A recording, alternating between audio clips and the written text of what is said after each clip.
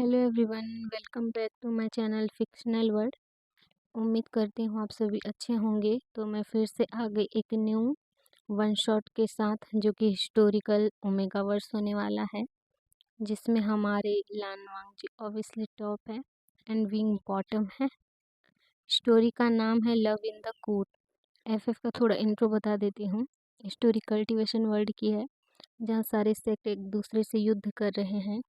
एक सेक्ट दूसरे सेक्ट पे हमला कर उसे अपने अधीन कर रहा है जीत कर, और जिससे उनकी शक्ति बढ़ रही है। वो दूसरे सेक्ट पे पूरा अपना अधिकार जता रहा है उसे जीत कर। और वहीं लैन सेक्ट का किंग लान वांगजी, जो कि बहुत ही ज़्यादा क्रूअल हार्टलेस है, उसने नी सेक्ट, वेन सेक्ट और जिन सेक्ट को अपने अधीन कर लिया है। और अब वो जियांग सेक्ट पे हमले की तैयारी कर रहा है। चलिए अब मेन स्टोरी पे आते हैं। हमें जियांग सेक्ट की सीमा पर दिखाया जाता है, जहां लैंस और जियांग के सैनिक एक दूसरे के आमने सामने खड़े थे। वहीं जियांग सेक्ट का राजकुमार, जो कि जियांग सेक्ट का होने वाला कुल प्रमुख जियांग चेंग था, जो गुस्से में अपने सामने वाले इंसान को देख रहा था। उसके सामने वाले इंसान के फेस पर कोई भाव नहीं था। उसका ऑरा ही इतना डार्क था कि जो डिसिपल्स खड़े थे वो काँप रहे थे। पर जो जियांग चेंग था, वो गुस्से में उस इंसान के आंखों में देख रहा था और उसे युद्ध के लिए ललकार रहा था। जियांग चेंग कहता है, हिम्मत है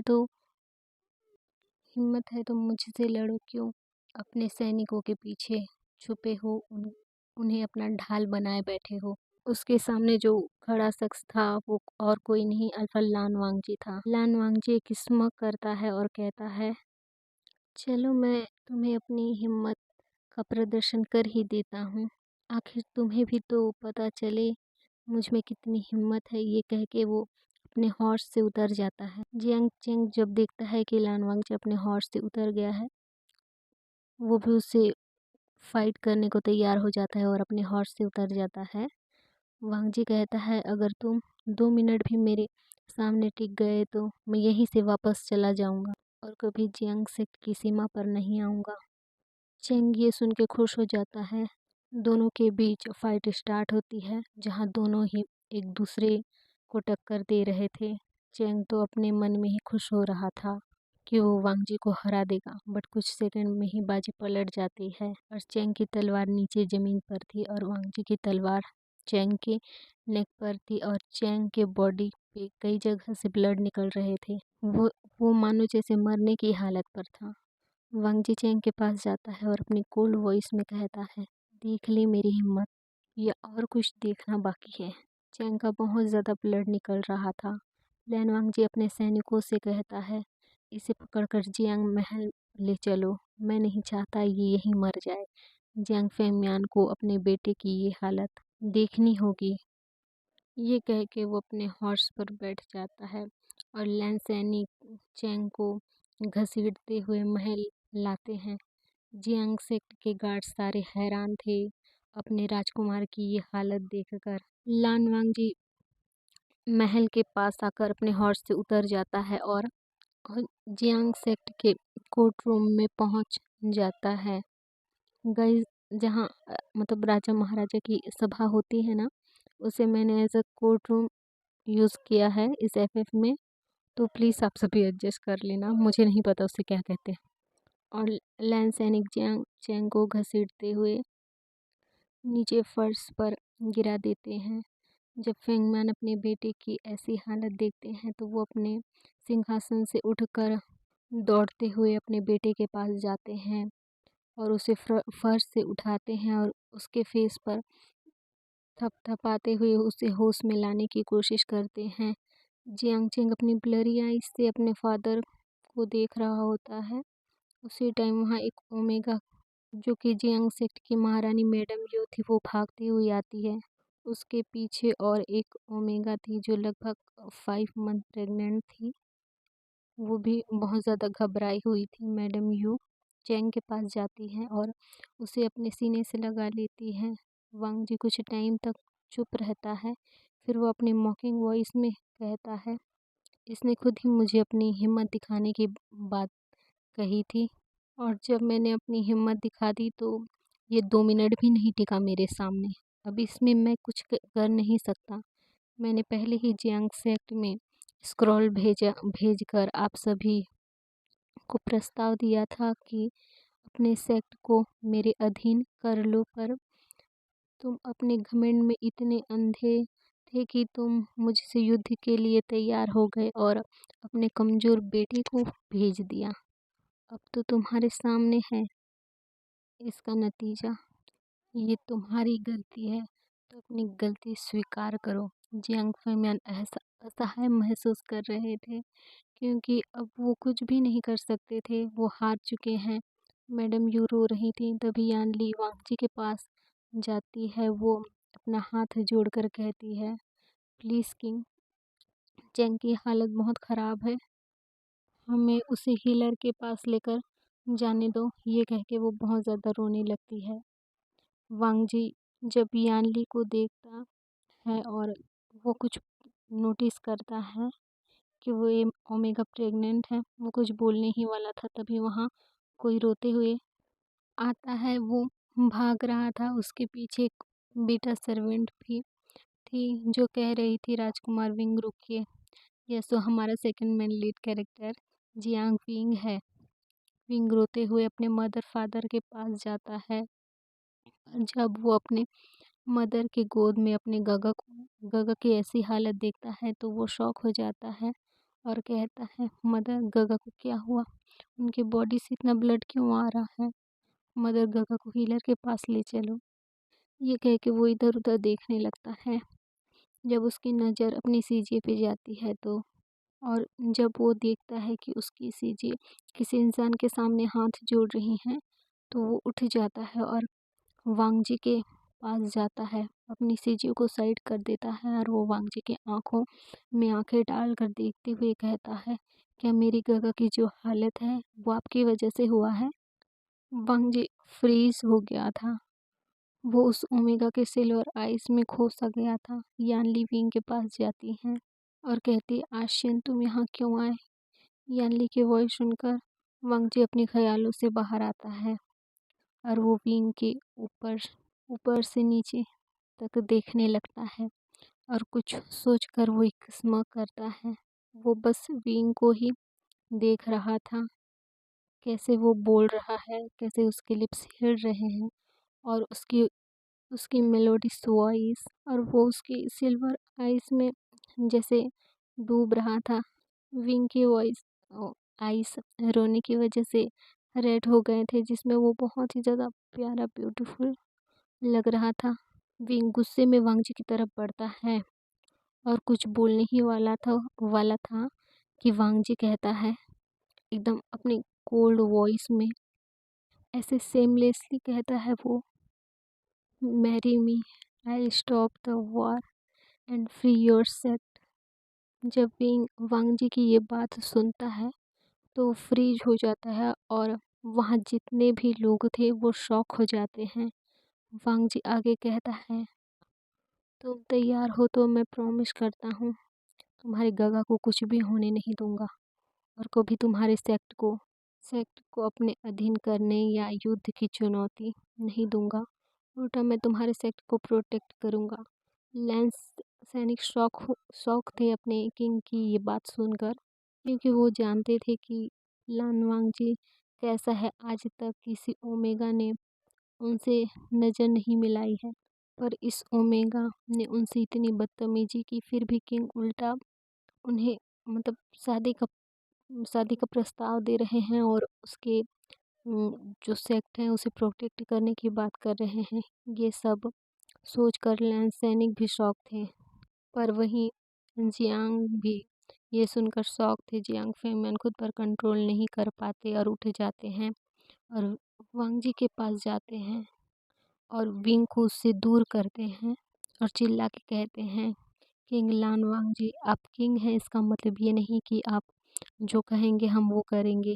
वांगजी कहता है, फिर अपने बेटे को मरने दो, और वैसे भी मैं युद्ध जीत चुका हूँ, तो ये सेक्ट भी मेरा हुआ, यहाँ के लोग भी मेरे मेरे हुए। और ये प्रजा भी मेरी हुई। जियांग फैमियान चुप हो जाते हैं, वो कुछ बोल ही नहीं पाते वांग जी की ये सारी बात सुनकर। तभी एक वॉइस आती है वहाँ, मैं तैयार हूँ। वो वॉइस विंग की थी, जिसने वांग जी का प्रस्ताव स्वीकार कर लिया था। वांग जी किस्म करता है। जियांग फैमियान मतलब एकदम चुप हो गए थे, क्योंकि पूरा सेक्ट दाव पे लगा था। उसकी उसकी प्रजा, उसके लोग, उनका बेटा जो कि फ्यूचर किंग होने वाला है उस सेक्ट का, सब दाव पे लगा हुआ था। इसीलिए जियांग फैमियान चुप थे। पर यानली अपने छोटे भाई के पास जाती है और कहती है, आशियन तुम ये क्या कह रहे हो? नहीं, तुम इस शादी का प्रस्ताव ठुकरा दो। अगर किंग युद्ध जीत भी गए हैं तो हम यहाँ से चले जाएंगे, तुम तो सुरक्षित रहोगे ना हमारे पास। पर विंग कहता है, सीजे, पर गगा का क्या? जब तक अगर मैं अब शादी के लिए हाँ नहीं कहूँगा, ये गगा को ठीक रहने नहीं देंगे, हीलर के पास ले जाने नहीं देंगे। अगर गगा को कुछ हो गया तो मैं कभी खुद को माफ़ नहीं कर पाऊँगा, क्योंकि मेरे पास मौका था अपने गगा को बचाने का और मैंने वो मौका गवा दिया। मैं कभी खुद को माफ़ नहीं कर पाऊँगा सीजी, प्लीज़। यानली भी चुप थी जब वो विंग की ये सारी बातें सुनती है। हाँ, सही है, अगर विंग शादी के लिए मना कर दिया या फिर उसके जो मदर फादर है वो सब इस शादी के लिए मना कर देंगे तो सब कुछ बर्बाद हो जाएगा। विंग कहता है लानवांग जी से, मैं शादी के लिए तैयार हूँ और मैं चाहता हूँ कि गगा को आप हीलर के पास ले जाने दो। लानवांग जी अपने कुछ लैंड डिसिपल्स को इशारा करता है। वो लैंड डिसिपल आते हैं और जियांग चैंग को उठाते हैं और हीलर्स के पास लेकर जाते हैं। विंग भी उनके पीछे जाने वाला था, पर तभी लानवांग जी कहता है कि तुम कहाँ जा रहे हो? आज तो हमारी शादी होने वाली है ना। तो सारे शौक हो जाते हैं कि आज शादी, और सभी वांग जी की तरफ देखने लगते हैं। तो वांग जी कहता है, हाँ मुझे आज ही शादी करनी है और शादी करके आज ही हमें गुसू के लिए निकलना है। कोई कुछ भी नहीं बोल पाता, क्योंकि लानवांग जी का ऑरा ही ऐसा था कि सारे लोग चुप हो जाते हैं उसकी बातें सुनकर। हमें टाइम स्किप करके विंग का रूम दिखाया जाता है, जहाँ उसकी सीजे और उसकी मॉम उसे तैयार कर रहे थे। विंग एक रेड हानफू में तैयार था, उसके फेस पे वेल लगा हुआ था। वो बिल्कुल भी इस शादी से खुश नहीं था। उसकी आंखें रो रो कर रेड हो गई थी और सूज भी गए थे। यानली कहती है, आशियन अभी भी मौका है, तुम शादी के लिए मना कर दो, हम कुछ और तरीका ढूंढ लेंगे अपने सेक्ट को बचाने या अपने ब्रदर को बचाने का। विंग कहता है, नहीं सीजिए, मैं कभी भी ये नहीं चाहूँगा कि मेरी वजह से आपको अपने सेक्ट से दूर जाना पड़े, मदर फादर को, अपनी प्रजा, अपने सेक्ट को छोड़ना पड़े। मैं ये बिल्कुल भी नहीं चाहूँगा। और मैं एक राजकुमार हूँ और राजकुमार का दायित्व तो होता है अपनी प्रजा, अपने परिवार की रक्षा करना, और मैं ये करूँगा अपनी प्रजा के लिए, अगर इसी में उनकी भलाई है। जब मैडम यू अपने बेटी की ये बात सुनती है तो वो भावुक हो जाती है और अपने बेटे को हक कर लेती हैं और कहती हैं कि मुझे नहीं पता था मेरा बेटा इतना समझदार कब हो गया। मैंने बस उसकी शरारतें और ज़िद्दीपन देखा था, पर आज जिस विंग को मैं देख रही हूँ वो इन सबसे अलग है, जो अपने बारे में ना सोचकर अपने परिवार, अपनी प्रजा, अपने सेक्टर के बारे में सोच रहा है। और मुझे अपने बेटे पे बहुत ज़्यादा प्राउड फील हो रहा है। ये कह के वो विंग के फोरहेड पर किस करती हैं। तभी वहाँ एक जियांग डिसिपल आता है और कहता है कि महारानी, शादी का समय हो गया है और राजकुमार विंग को बुलाया जा रहा है। मैडम यू हाँ में अपना सर नोट करती है। वो बहुत ही ज़्यादा भावुक थी। उन्हें पता है कि मतलब इस शादी से उनके सेक्ट की ही भलाई होने वाली है। पर उन्हें ये भी पता था कि शादी के बाद विंग का क्या होगा। इसमें विंग की बिल्कुल भी मर्ज़ी नहीं है और किस सिचुएशन में इनकी शादी हो रही है, ये सब सोचकर मैडम यू सैड थी। वहाँ कोई भी खुश नहीं था, ना जियांग फैमियान, ना मैडम यू, ना यानली, ना उनके जो सेक्ट के लोग हैं वो। क्योंकि वो सब विंग से कहीं न कहीं जुड़े हुए थे। भले ही विंग शरारतें करता था, पर वो सबकी हेल्प करता था, खुशमिज़ाज था, बहुत ही ज़्यादा केयरिंग था। भले ही वो एक राजकुमार था, पर वो कभी किसी को अपने राजकुमार होने का दिखावा नहीं करता था, घमंडी नहीं था वो बिल्कुल भी। इसीलिए जो सेक्ट के डिसिपल्स थे, जो सर्वेंट्स थे, वो भी बहुत ही ज़्यादा सैड थे कि उनका एक राजकुमार यहाँ से जा रहे हैं और किस सिचुएशन में उनकी शादी हो रही है। ये सब सोचकर सारे लोग दुखी थे। वेल से विंग का फेस कवर कर मैडम यू और यानली विंग को मैरिज हॉल हॉल पे लाते हैं, जहाँ लान वांगजी उसका वेट कर रहा था। जब लान वांगजी विंग को आते हुए देखते हैं, वो बहुत ही ज़्यादा खुश हो जाते हैं, पर उनका फेस वैसा ही कोल्ड था।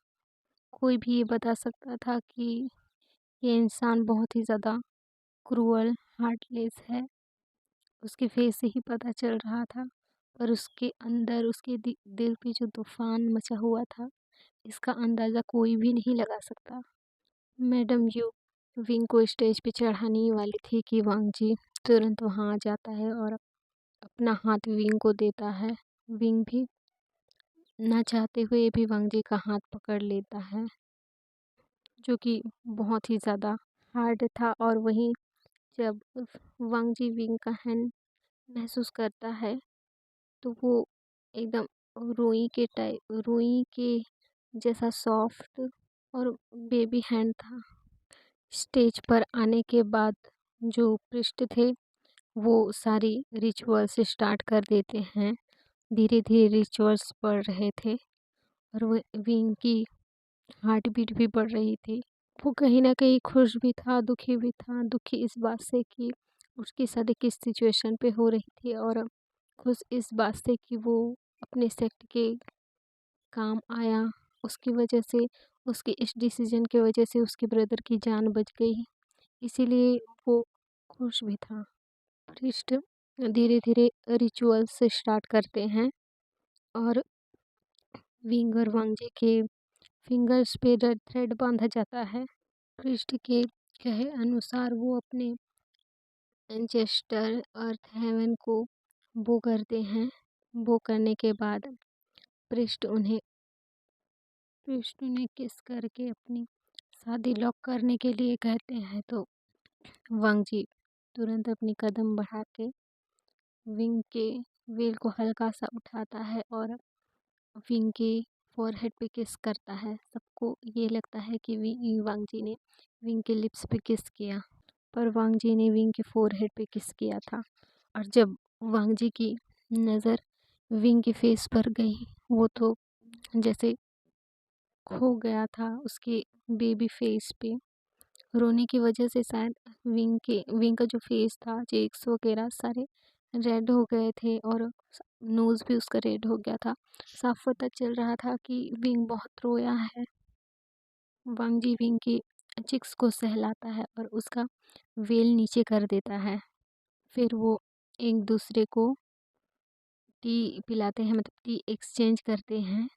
टी एक्सचेंज करने के बाद वो स्टेज से उतर जाते हैं और अपने जो एल्डर्स थे उनको वो करते हैं। वहाँ सारे जियांग्स के ही एल्डर्स थे, क्योंकि लेंस के तो कोई भी एल्डर्स नहीं थे वहाँ, बस डिसिपल्स और वांगजी ही आया था। डिसिपल्स मतलब जो सैनिक थे वो, और जियांग्स के जो एल्डर्स थे, जब वो उन्हें वो करने जाते हैं, उन्हें ना चाहते हुए भी ब्लेसिंग्स देनी पड़ रही थी, क्योंकि इस शादी से कोई भी खुश नहीं था। कोई भी खुश नहीं था जियांग्स में से। उन्हें बस मजबूरी में ये प्रिटेंड करना पड़ रहा था कि वो इस शादी से खुश हैं और वो उन्हें ब्लेसिंग्स दे रहे थे।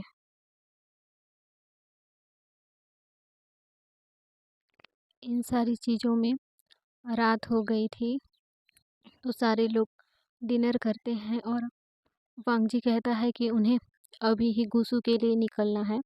तो मैडम यू कहती हैं कि विंग के कुछ सामान हैं जो हमें पैक करना है, तो विंग को मैं साथ ले जा सकती हूँ। तो वांग जी अपना सर हाँ में नोट करता है और मैडम यू यानली विंग को अपने साथ ले जाती है विंग के रूम पर और विंग के कुछ सामान पैक करने लगती हैं।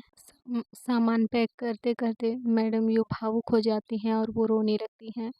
तो विंग अपनी मॉम के मतलब मदर के पास जाता है और उनके आंसू पोंछता है और कहता है कि मदर आप रो क्यों रही हैं, मैं ठीक हूँ और मैंने खुद ही उनका प्रस्ताव स्वीकार किया था।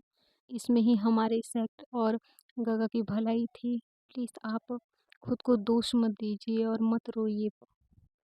मैडम यू रोते हुए कहती है कि मैंने कभी सोचा भी नहीं था कि ऐसे सिचुएशन में तुम्हारी शादी करनी पड़ेगी, वो भी ऐसे अल्फ़ा से जिसके पास दिल ही नहीं है। तो विंग कहता है कि मदर वो अब से मेरा अल्फ़ा है और ये मेरी ज़िम्मेदारी है कि मैं उसके ओमेगा होने का दायित्व निभाऊँ और मैं ये वादा करता हूँ आपसे कि मैं कभी भी आप सबको निराश नहीं करूँगा। और आप सबको अच्छे से पता है कि आपका बेटा विंग अपने वादों का पक्का है और वो जो कहता है वो करता है। यानली कहती है "उम, मतलब तुम क्या करोगे?" तो विंग एक डेविल स्माइल करता है और कहता है कुछ दिनों बाद आपको पता चल जाएगा कि मैंने क्या किया है सीजिए। तो यानली घबरा जाती है और कहती है कहीं तुम खुद को चोट तो नहीं पहुंचाओगे ना। तो विंग कहता है कि आप आपको क्या लगता है कि आपका आशियन इतना कमज़ोर है जो खुद को चोट पहुंचाएगा? नहीं सीजिए। और वो विंग अपने मन में कहता है कि मैंने उस हार्टलेस अल्फ़ा को खुद के आगे पीछे ना घुमाया ना, मेरा नाम भी विंग नहीं और मैं चियांग सेक्ट का राजकुमार नहीं। ये वो अपने मन में ही कहता है और एक डेविल डेविल स्माइल करता है, मतलब एक शैतानी टाइप से स्माइल। यानली कहीं न कहीं मतलब डर रही थी कि उसका ये शैतान भाई, नॉटी भाई क्या करने वाला है। यानली इतनी तो श्योर थी कि उसका भाई कभी कभी अपना वादा नहीं तोड़ेगा, वो कभी खुद को चोट नहीं पहुँचाएगा। पर वो ये सोच के मतलब डरी हुई थी कि अब लैन क्लैन का क्या होने वाला है। अगर विंग ने ऐसा कुछ कहा है तो वो ज़रूर कुछ बड़ा करने वाला है लैन सेक्टर जाकर। ये सोचकर उस क्लैन वालों के लिए डर रही थी। उसे अच्छे से पता है कि उसका भाई कितना शातिर, कितना नॉटी है। विंग ने अपने मदर और अपनी सीजियो को अच्छे से समझा दिया था कि वो कभी खुद को चोट नहीं पहुंचाएगा और अगर कुछ ऐसा सिचुएशन आ गया कि मतलब कहने का मतलब ये है कि अगर लेंस ने विंग को चोट पहुंचाया या फिर कुछ किया तो विंग अपने मदर फादर के पास आ जाएगा। वो इतना श्योर करके अपनी सीजे और अपने मदर को समझा देता है और वो विंग कुछ सामान पैक करके रूम से निकल जाते हैं।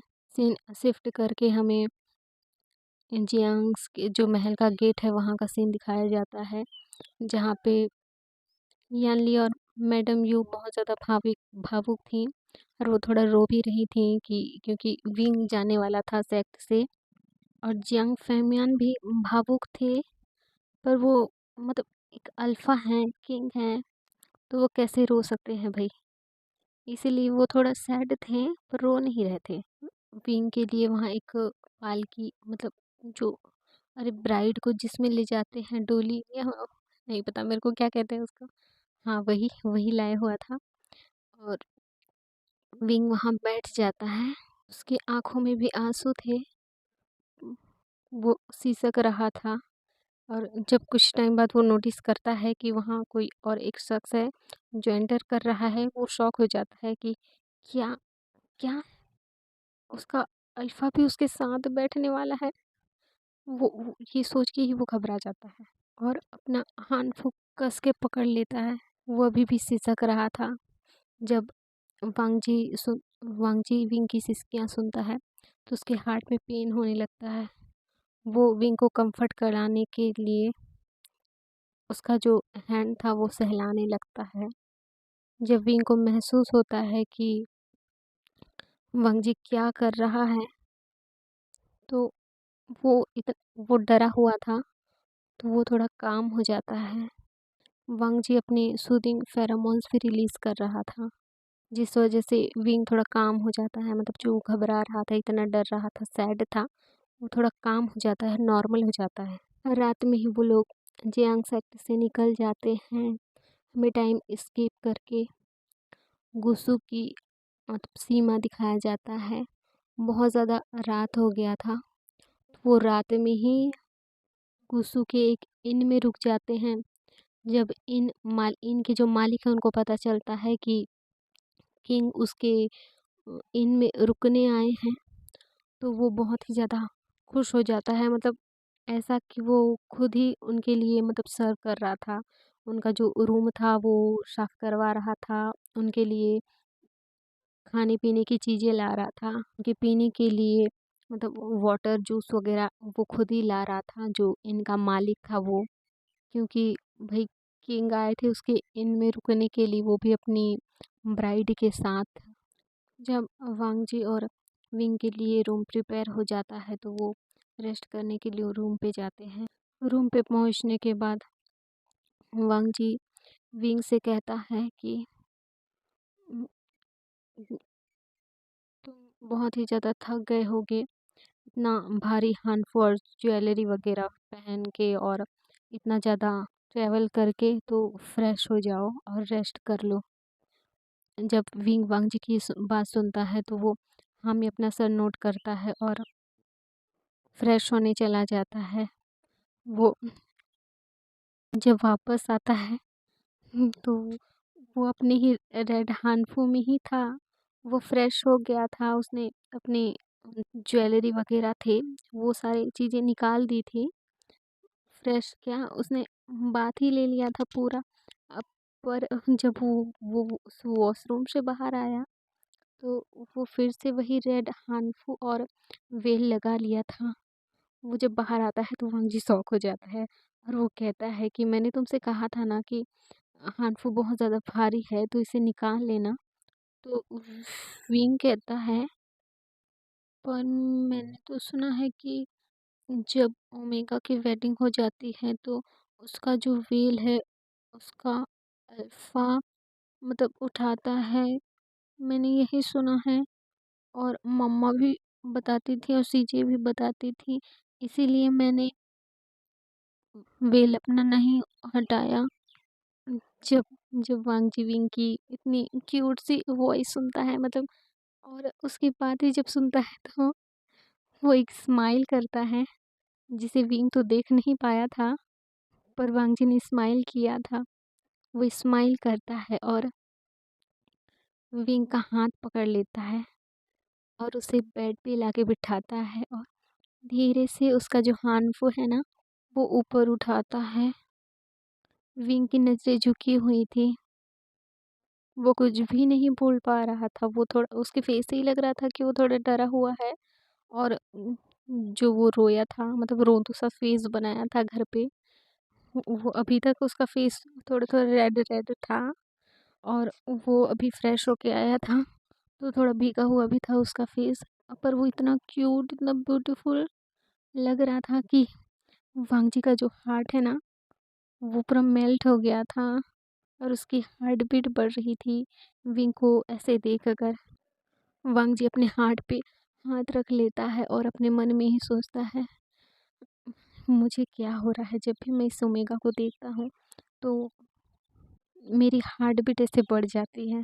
ये वांगजी अपने मन में ही सोच रहा था, मतलब कह रहा था। जब विंग नोटिस करता है कि वांग जी कुछ बोल ही नहीं रहा है, तो वो अपना सिर उठाता है और जब उसकी सिल्वर आइज़ वांग जी की गोल्डन आइज़ से मिलती है, तो वो देखता ही रह जाता है वांग जी को।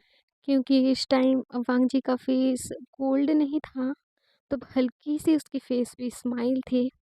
जब विंग वांग जी को देखता है, तो वो अपने मतलब वो शॉक हो जाता है कि क्या ये पर्सन इतना हैंडसम है? पर जब उसने पहली बार उसे देखा था, वो तो डर ही गया था। पर वो हिम्मत करके अपने गगा की वजह से, गगा की ऐसी हालत देख के वो गुस्सा था, तो वो उस पे चिल्ला रहा था। पर उस टाइम फिर भी उस मतलब वांग जी का जो फेस था वो इतना कोल्ड, मतलब इतना डार्क था उसका ऑरा। और अभी वो जिस वांग जी को देख रहा है, वो इतना हैंडसम है।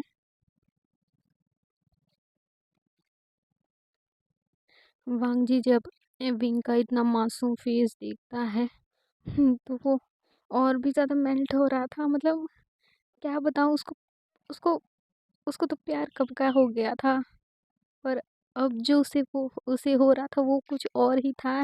वो कुछ भी कर सकता है इस ओमेगा के लिए, ऐसा चल रहा था उसके दिमाग में। वांग जी अपने ख़्यालों से बाहर आता है और वो कहता है कि मैंने मैंने वेल हटा दी है, तो अब तुम चेंज कर सकते हो। अभी के लिए फ़िलहाल, नहीं तो इतने भारी हानफू में तुम्हें नींद नहीं आएगी। तो विंग हाँ में अपना सर नोट करता है और वो अपने सामान से कुछ हल्के कपड़े निकाल लेता है। मतलब पतले जो नाइट वेयर थे वो निकाल लेता है और जो वॉशरूम में जाकर चेंज करता है। विंग जब वॉशरूम से बाहर आता है, तो वांग जी तो उसे देखता ही रह जाता है, क्योंकि विंग ने एक पतला सा वाइट कलर का अ, लो पतला सा लेयर वाला जो नाइट हान्फू है वो पहना हुआ था, और उसने अपने जो हेयर्स है वो खुले रखे थे।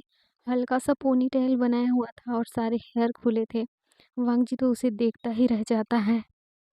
विंग धीरे धीरे बेड की ओर बढ़ने लगता है, तो वांग जी उसका हाथ पकड़ के उसे अपने लैप पे बिठा लेता है। विंग बहुत ज़्यादा वांग जी का ये एक्शन देख के विंग बहुत ज़्यादा डर गया था। उसकी आँखों से साफ डर पता चल रहा था। जब वांग जी ये नोटिस करता है कि विंग बहुत उसकी इस एक्शन से विंग बहुत ज़्यादा डर गया है, तो वो विंग को कंफर्ट कराते हुए कहता है कि क्या तुम मुझसे डर रहे हो? तो विंग हाँ में अपना सर नोट करता है। तो विंग वांग जी बहुत ज़्यादा डिसअपॉइंट फ़ील करता है कि मतलब वो खुद से ही डिसअपॉइंट हो गया था कि वो जिस इंसान से पहली नज़र में इतना प्यार करने लगा, वो इंसान उससे ऐसा डर रहा है। तो वो विंग के चेक्स को सॉफ्टली पकड़ता है और मतलब उसको केयर्स करने लगता है और कहता है कि आई एम सॉरी, मेरी ही गलती है कि तुम मुझसे डर रहे हो। मैंने ही कुछ ज़्यादा ही रिएक्ट कर दिया था शुरू में ही, या फिर कल, और अभी भी मेरी सेक्शन से तुम डर गए। I am sorry. Wing shock हो गया था वांग जी की ये बात सुनकर। वांग जी आगे कहता है कि मैं कभी भी तुम्हें डराना नहीं चाहता था, पर प्रॉमिस करता हूँ कि तुम्हारी बिना मर्ज़ी के कभी मैं तुम्हें टच नहीं करूँगा। मतलब अपना जो रिलेशन है वो मैं कभी तुम्हारी बिना मर्ज़ी के नहीं बढ़ाऊँगा, ना आगे खुद बढ़ूँगा। विंग वांग जी की ये सारी बातें सुनकर वो शॉक था। क्या मतलब उसको झटके पे झटका मिल रहा है। कल जिस वांग जी को उसने देखा था वो कोई और था आज, और आज जिस वांग जी को वो देख रहा है वो कोई और है। कहीं वो सपना तो नहीं देख रहा है? विंग ये सोच रहा था। और वांग जी विंग को अपने लेफ्ट से साइड कर देता है और उसे बेड पे बिठा देता है, और बेड से उठ जाता है और विंग से कहता है कि तुम रेस्ट करो। तो विंग ऐसे मतलब वो शॉक था। वो अपने माइंड में आता है और अ, हाँ हाँ करके अपना सर नोट करता है और लेट ही जाता है बेड पे। वांगजी एक ब्लैंकेट से उसको कवर करता है और वो रूम से बाहर निकल जाता है। विंग सोच रहा था कि मतलब जब से वो यहाँ आए हैं तब से वांगजी मतलब वो वांगजी नहीं है जिसे वो फर्स्ट टाइम मिला था, ये वांगजी कोई और है और ही है। ये सब वो सोच ही रहा होता है। ऐसे ही कुछ टाइम में उसे नींद आ जाती है क्योंकि वो बहुत ही ज़्यादा थका हुआ था कल के ड्रामे और आज मैरिज के बाद मतलब रात में ट्रैवल करने की वजह से, क्योंकि सुबह होने में ज़्यादा टाइम नहीं था तो वो सो गया था। और अभी तो मतलब वांगजी के लिए लैन क्लैन के रूल्स के हिसाब से वांगजी के लिए सुबह हो ही गया था समझो। तो वो सोता नहीं है, वो सीधा रूम से बाहर जाके अपने गगा को एक बटरफ्लाई मैसेज करता है और सारी सिचुएशन बता देता है कि उसने कैसे जियांग्स के छोटे ओमेगा बेटे को देखा, उसे उससे मतलब देखते ही उसे लव इज़ फर्स्ट साइट हो गया और उसने साथ सीधे जियांग सेक्ट के जो किंग हैं उन्हें धमकी देकर उससे शादी कर ली है और वो अब अपने ओमेगा को साथ लेकर आ रहा है। सी चैन जब अपने ब्रदर का बटरफ्लाई मैसेज पढ़ते हैं वो शॉक हो गए थे। वो शॉकिंग फेस के साथ तुरंत रात में ही निकल जाते हैं अपने अंकल को बताने के लिए और वो जाकर अंकल को सारी चीज़ें बताते हैं। अंकल भी शॉक थे कि उसके नेफ्यू को क्या हो गया है भाई। उसके नेफ्यू को पावर पावर और पावर के अलावा कुछ भी नहीं सूझता था। उन्होंने कितनी बार कहा वांगजी से शादी करने के लिए, ना जाने उन्होंने कितनी सारी ओमेगा के जो चित्र हैं पोर्ट्रेट वो सारी वांगजी को दिखाई, पर वांगजी को कोई भी ओमेगा में इंटरेस्ट नहीं आया। वो सीचेन गगा को तो नहीं बोल सकते क्योंकि सीचेन के पास ऑलरेडी उनका ओमेगा है और उनका एक छोटा सा बेबी है जिंगई। पर उनका जो छोटा नेफ्यू है वो इतना कोल्ड कोल्ड है और इतना हार्टलेस है कि वो किसी ओमेगा को अपने आसपास भी आने नहीं देता। और वो आज आज जब वो अपने नेफ्यू की सारी हरकतें सुन रहे हैं तो उन्हें मतलब हार्ट अटैक आ रहा है भाई।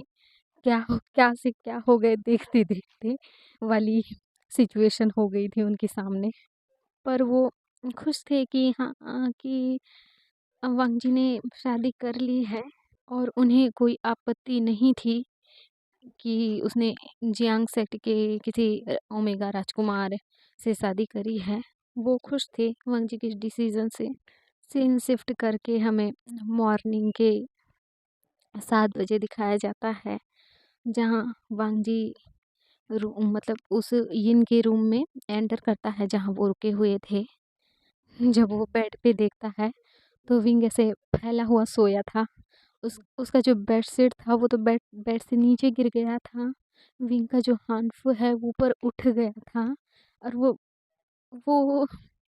मुंह फाड़ के सोया हुआ था। जब वांगजी अपने ओमेगा की ऐसी हालत देखता है और उसे ऐसे सोए हुए देखता है तो उसकी हालत तो हंसने वाली हो गई थी कि कि भाई ये क्या 2 साल का बच्चा है जो ऐसे सोया हुआ है, वो भी मुंह फाड़ के। जब वो नोटिस करता है कि उसका जो कपड़ा है वो उठ गया है, जिससे उसकी उसका जो थाई एरिया था वो विजिबल हो रहा था, तो वो एक टक उसे मतलब उसका जो थाई एरिया था उसे घूर रहा था।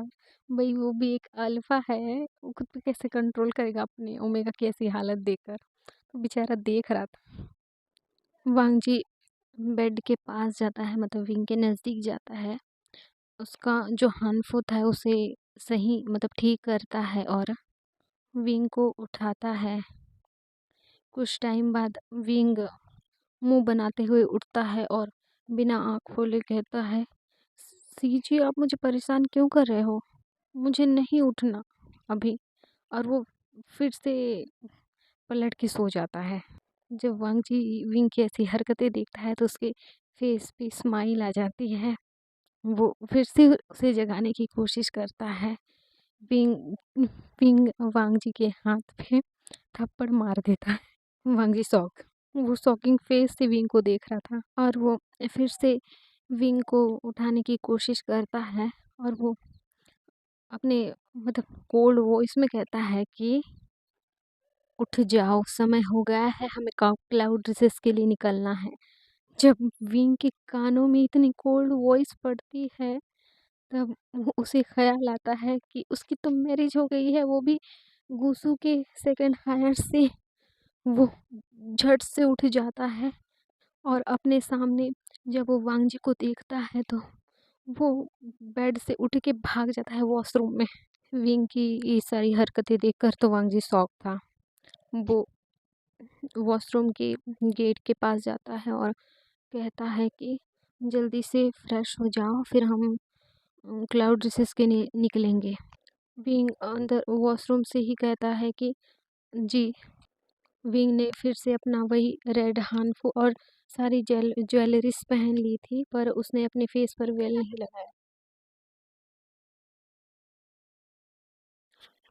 लगाया था। वो वॉशरूम से निकलता है। वांग जी भी पूरी तरह से रेडी था।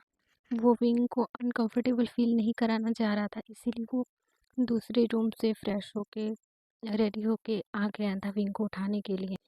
इनमें ब्रेकफास्ट करने के बाद वो क्लाउड रिसेस के लिए निकलते हैं और कुछ कुछ ही समय में वो क्लाउड रिसेस पहुंच जाते हैं। जहाँ जहाँ क्लाउड रिसेस की गेट पर सिचेंगा और अंकल और कुछ डिसेबल्स उनका वेट कर रहे थे, उनके स्वागत में वहाँ खड़े थे। वांग जी अपने अंकल को देखकर बिल्कुल भी डिसअपॉइंट नहीं था, क्योंकि उसे पता ही था कि उसने अपने गगा को बटरफ्लाई मैसेज करके बता दिया है, तो उसके गगा ने उनके अंकल को सारी बातें बता दी होंगी। और जब उसके अंकल अंकल जब विंग को देखते हैं तो वो मतलब अपने नेफ्यू पे प्राउड फील कर रहे थे कि उनके नेफ्यू ने इतने ब्यूटीफुल ओमेगा ओमेगा से मैरिज की है। और जब लैंसी चैन ने विंग को देखा, वो तो अपने मन में ही सोच रहे थे कि मेरा मॉक भाई इस ओमेगा की खूबसूरती और मतलब इतनी मासूम फेस देखकर पागल हो गया है। जो भाई इतनी सारी ओमेगास को रिजेक्ट कर चुका है और वो ओमेगास को अपने आसपास भटकने भी नहीं देता, और आज वही भाई इतने ब्यूटीफुल और मासूम ओमेगा से मैरिज करके उसे अपने घर पे ले आया है, वो भी ज़बरदस्ती उसके सेक्ट पर जा कर के उसे मैरिज करी है उसने। ना कोई मैरिज का स्क्रॉल भेजा ना कुछ, सीधे उनके सेक्ट पे मैरिज या वार का डिक्लेयर करके वो उसे मैरिज करके अपने सेक्ट लाया है। सारे लोग बहुत ज़्यादा हैप्पी थे। और लैंड सेक्ट को तो इतने सुंदर तरीके से डेकोर किया गया था, जानो आज आज ही उनकी मैरिज होने वाली है, वो भी लैंड सेक्ट में। विंग विंग वांग जी लैंड सेक्ट में एंटर करते हैं और कुछ रिचुअल्स पूरे करते हैं। फिर कुछ ओमेगा लैंड डिसिपल्स विंग को वांग जी के क्वार्टर जिंगसी में लेकर जाते हैं। वांग विंग बस अपने आसपास लैंड सेक्ट को देख रहा था, जो इतना खूबसूरत था। वहाँ हल्की हल्की स्नोफॉल भी हो रही थी। विंग ने कभी स्नोफॉल नहीं देखा था। वो बचपन से लोटस पियर में ही रहा है, वो लोटस पियर से कभी बाहर नहीं गया है। और लोटस पियर में तो चारों तरफ बस पानी ही पानी है। वो बस लैंडसेक्ट लैंडसेक्ट की सुंदरता को निहार रहा था।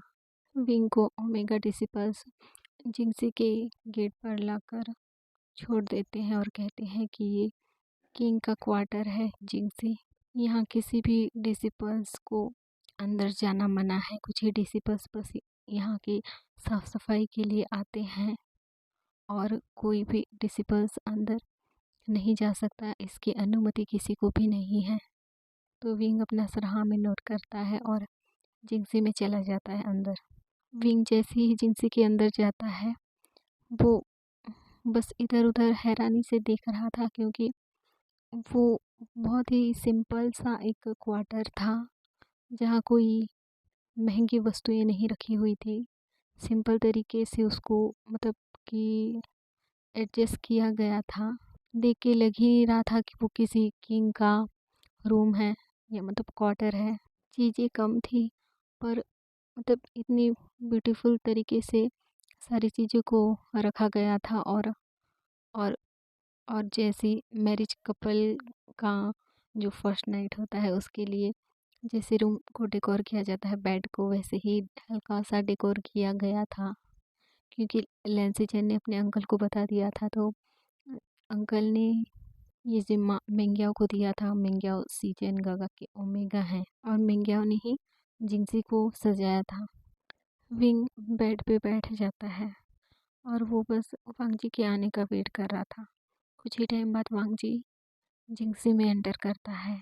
जैसे ही वांगजी विंग देखता है कि वांगजी आ रहा है तो उसकी हार्ट बीट बढ़ जाती है कि ये सोचकर कि वांगजी ने उसके साथ कुछ किया तो, क्योंकि वेडिंग नाइट पे तो सारे कपल्स के बीच वो सारी चीज़ें होती हैं। विंग ये सोच के बहुत ज़्यादा घबरा रहा था। सारे रिचुअल्स करते करते शाम हो गई थी। तो वांगजी जैसे ही जिनसी में एंटर करता है वो विंग से कहता है कि फ्रेश हो जाओ तुम। तो विंग अपना सरहा में नोट करता है और वो जिनसी के वॉशरूम में जाता है, फ्रेश हो जाता है। विंग फ्रेश होकर आता है, बेड पे बैठ जाता है, तो वांगजी वॉशरूम में जाता है और वो भी फ्रेश होकर आ जाता है। कुछ ही टाइम में जिंगसी के गेट पर नॉक होता है, जहाँ मेंग्याओ कुछ डिसिबल्स के साथ विंग और वांगजी के लिए डिनर लाया था। वांगजी डोर ओपन करता है और डिनर लेता है। तभी मेंग्याओ वांगजी से कहता है कि वांगजी तुम्हें पता है ना तुम्हें क्या करना है, क्योंकि यही रूल्स हैं और गुसु की परंपरा है। वांगजी हाँ में अपना सर नोट करता है और डोर बंद कर देता है। वांगजी डिनर ट्रे लेकर विंग के पास आता है और कहता है कि डिनर कर लो, और वांगजी विंग को डिनर सर्व करने लगता है।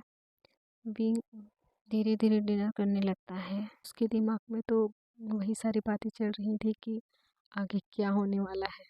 डिनर कंप्लीट करने के बाद वांगजी विंग जो ट्रे रहता है उसको साइड टेबल पे रख देता है और विंग के करीब आता है और एक पिलो और बेडशीट लेकर वहाँ से जाने लगता है और विंग से कहता है कि घबराना मत, मैं कुछ नहीं करूँगा, तुम सो जाओ।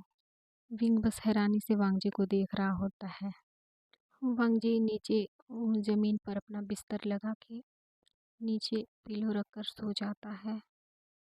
विंग भी बेड पे लेटा हुआ था, पर वो सारी बातें सोच रहा था कि मतलब वांगजी के बारे में उसने जितनी बातें मतलब सुनी थी कि वांगजी हार्टलेस है, किसी की नहीं सुनता, किसी की परवाह नहीं करता, पर वो आज जिस वांगजी को देख रहा है वो इसके बिल्कुल अलग है। वो विंग को बिल्कुल भी अनकंफर्टेबल फील नहीं करवा रहा है, वो उसकी सुन रहा है। अनजाने में ही सही विंग को वांगजी की ये सारी बातें सोचकर उसके फेस पर स्माइल आ जाती है। वो अपना हाथ अपने हार्ट पे रखता है और अपने मन में ही कहता है क्या मुझे उसे एक मौका देना चाहिए। वो मेरा अल्फ़ा है और मैं उसका ओमेगा, तो कभी ना कभी हमें तो एक होना ही है। भले ही हमारी शादी किसी भी सिचुएशन में हुई हो, पर वो अभी मतलब मेरा ख्याल रख रहा है। जिस चीज़ में मेरी मर्ज़ी नहीं है वो नहीं कर रहा है। जब से मैं उसके साथ हूँ मुझे कभी भी मतलब ऐसा नहीं लगा कि मैं उसके साथ अनसेफ हूँ। जब भी वो मेरे पास होता है मुझे सेफ फील होता है। ये सारी बातें सोचकर उसके फेस पर स्माइल आ जाती है और वो वांगजी को देखने लगता है और ऐसे ही वांगजी को देखते देखते वो सो जाता है। हमें मॉर्निंग के 7 बजे दिखाया जाता है, जहाँ डोर पे नॉक होता है तो वांगजी विंग को उठाने लगता है धीरे से। विंग थोड़ा मुंह बनाता है पर वो उठ जाता है।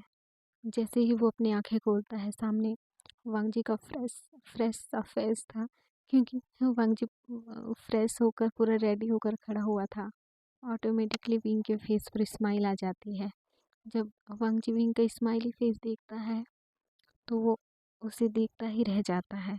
वांग जी विंग को बेड से उठाता है और एक साइड से एक नाइफ नाइफ से ना अपनी उंगली पे कट करता है और बेड पे ब्लड लगा देता है और विंग से कहता है कि वॉशरूम में जाए वो जल्दी। विंग विंग कंफ्यूज था कि ये क्या हो रहा है और वांग जी ने बेडशीट पे अम, अपनी ब्लड क्यों लगाई।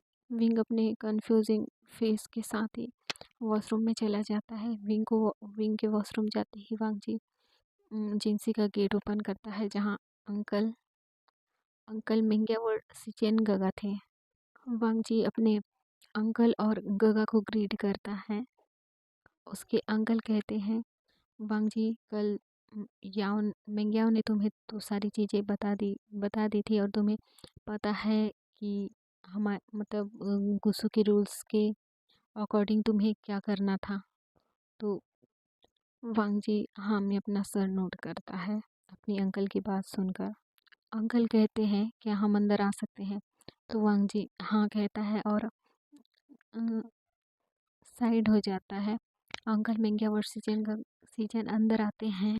अंकल की नज़र बेड पे जाती है जो बिखरा हुआ था, क्योंकि बेड पे विंग फैल के सोया था, इसीलिए बेड की ऐसी हालत देखकर मिंगियाओं के फेस पर स्माइल आ जाती है और वो अपने मन में ही सोचता है कि मतलब सब कुछ सही था। और वो बेड के पास जाता है। जब वो बेडशीट पे ब्लड्स देखता है तो वो खुश हो जाता है और अंकल से कहता है कि अंकल यहाँ सब सही है। मतलब वांग जी ने अपने ओमेगा को क्लेम कर लिया है। अंकल ये सुनकर खुश होते हैं। मुझे पता था कि मेरा नेफ्यू कभी अपने रूल्स को नहीं तोड़ेगा और ना ही हमें कभी डिसअपॉइंट करेगा। तो वांग जी हमें अपना सर नोट करता है। तो अंकल पूछते हैं वो ओमेगा कहाँ है, मतलब विंग कहाँ है।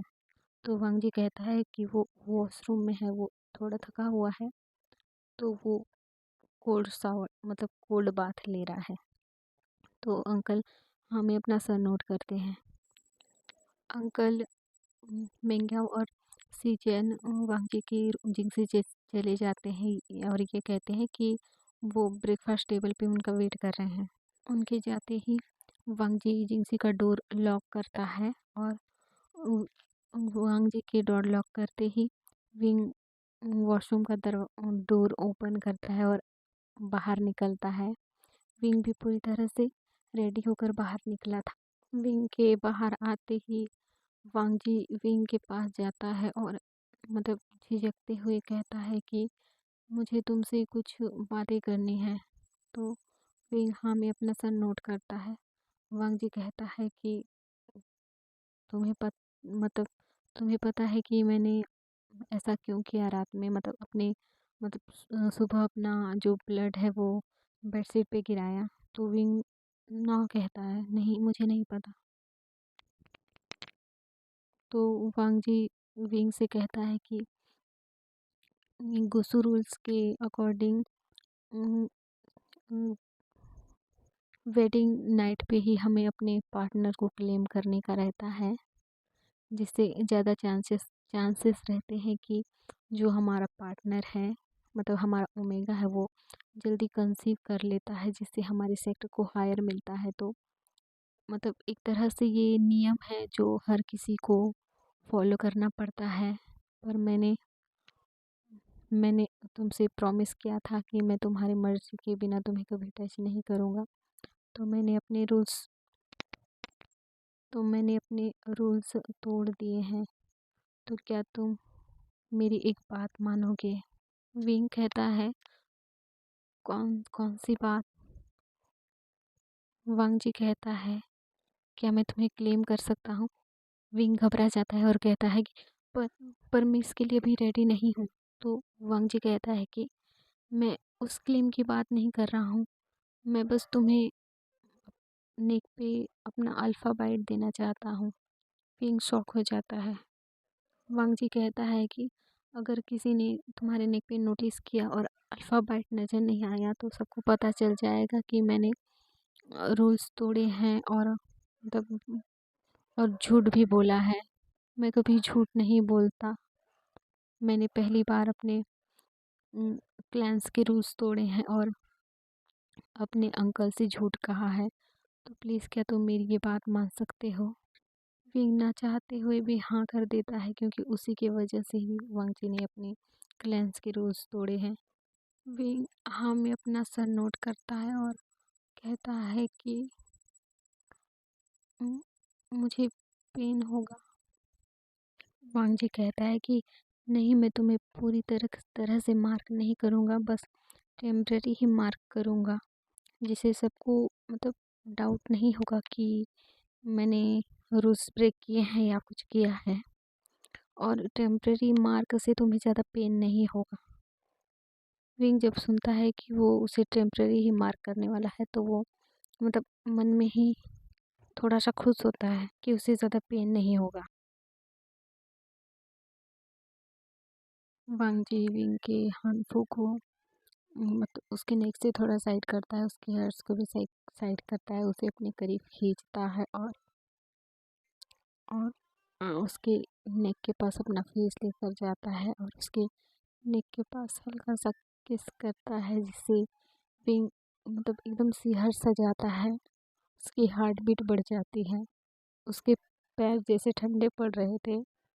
विंग वांगजी हल्का सा लिक करता है उसके नेक पे और धीरे से अपने जो अल्फा टीथ हैं वो गड़ाने लगता है।